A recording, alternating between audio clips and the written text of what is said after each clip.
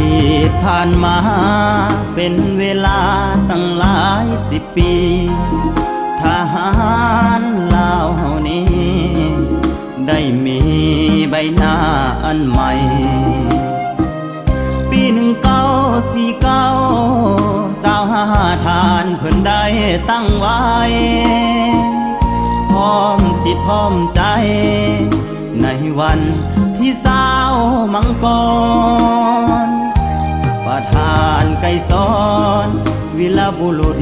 ของลาวเฮานาท่านได้สร้างมาต้านบรรทมต่อสู้ทุกตอนด้วยความหักใครจิตใจของท่านไกรสอนเพื่อปกป้องพี่น้องและแผ่นดินลาวเฮาให้มั่นคง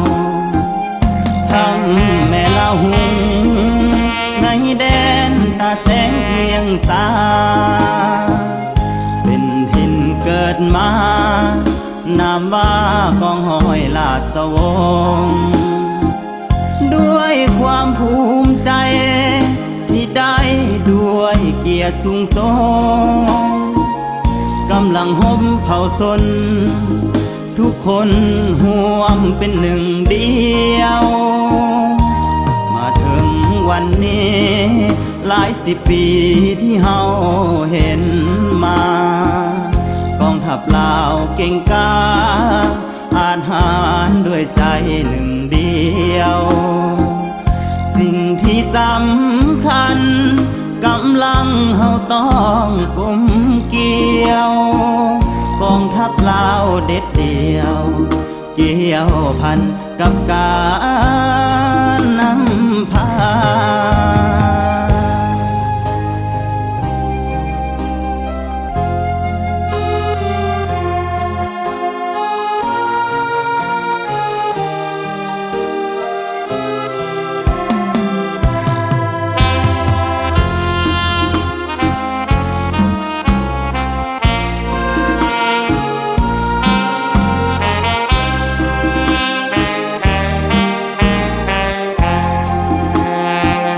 ทำแม่ลาหุง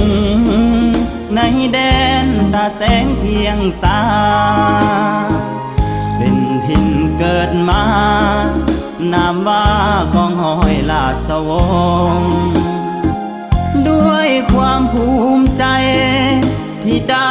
ด้วยเกียรติสูงส่งกำลังห่มเผาสนทุกคน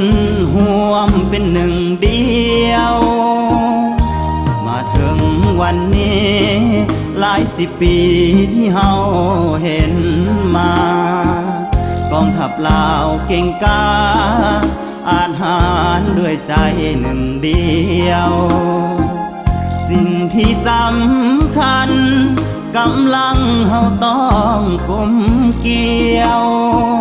กองทัพลาวเด็ดเดียวเกี่ยวพันกับการนำพา